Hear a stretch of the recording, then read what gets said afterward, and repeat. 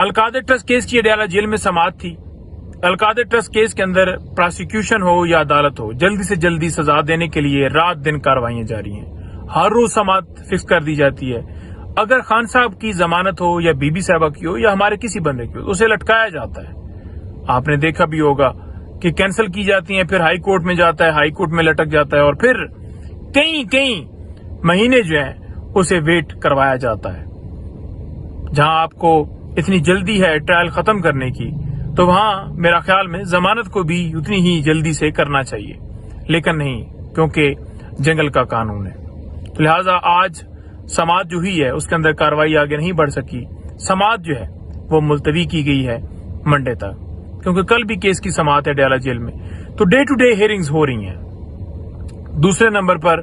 جب ہم نے بریت کی درخواست دی ہے اسلام آباد ہائی کورٹ میں، تو اسلام آباد ہائی کورٹ کو چاہیے کہ فی الفور اس کے اوپر ڈیسیژن دیں اور خان صاحب اور بی بی صاحبہ کو بری کیا جائے، لیکن وہاں پر ڈیسیژن نہیں دیا جا رہا، اور نیچے جو ہے وہ ٹرائل تیزی سے جاری ہے۔ آخری گواہ کے اوپر جرا اس وقت چل رہی ہے۔ اس کے علاوہ اسلام آباد ہائی کورٹ میں جو توشہ خانہ کیس ہے، اس میں کیونکہ بشرا بی بی صاحبہ کی ضمانت جو ہے وہ ہو چکی ہے، تو خان صاحب کی ضمانت کے لیے بھی وہاں پر درخواست دی گئی ہے، تو اس کے اوپر آج اعتراض کے ساتھ پٹیشن لگی، جس پر عدالت نے آفس کو ڈائریکشن جاری کی ہیں اعتراض دور کرتے ہوئے منڈے کو فکس کرنے کا کہا ہے۔ تو منڈے کو اس کے اوپر جو ہے وہ ہیئرنگ ہوگی، پھر آگے جو بھی کارروائی بڑھے گی آپ کے سامنے آ جائے گی۔ اس کے علاوہ اسلام آباد ہائی کورٹ میں آج انتظار حسین پنجو تھا، میرے بڑے بھائی،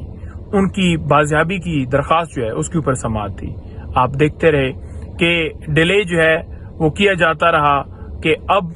جو ہے وہ اتنے دن کا ٹائم دے دیا جائے، آپ کو گڈ نیوز دیں گے۔ آج اٹارنی جنرل صاحب وہاں پر پیش ہوئے ہیں، انہوں نے کہا ہے کہ 24 گھنٹوں کے اندر جو ہے وہ ان کی جو ہے وہ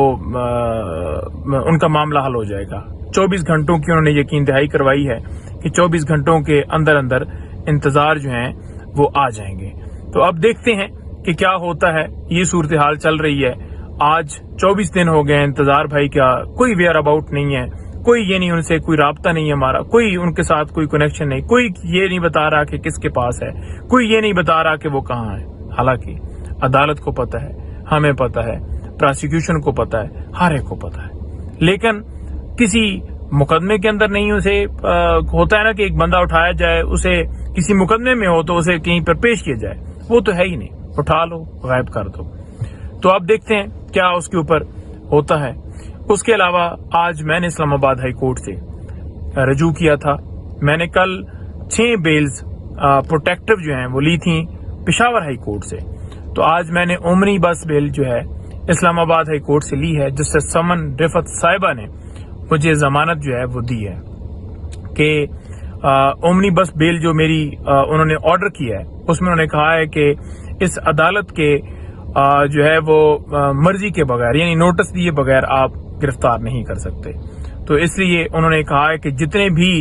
ان نون مقدمات ہیں، کسی مقدمے میں نعیم حیدر پنجوتھا کو گرفتار نہ کیا جائے، اور ساتھ ہی انہوں نے تفصیلات بھی مانگ لی ہیں تمام اداروں سے کہ آپ رپورٹ جمع کروائیں کہ ان کے اوپر اور کون کون سی ایف آئی آر یا کوئی مقدمہ ہے۔ جہاں تک بات ہے اسلام آباد ہائی کورٹ میں جو ہم نے استدعا کی تھی، وہ استدعا اس کو منظور کرتے ہوئے جب حکم جاری کیا تو اس جو پٹیشن تھی اس کے اندر ہم نے مینشن کیا تھا کہ 6 پروٹیکٹیو بیل جو ہیں ہم نے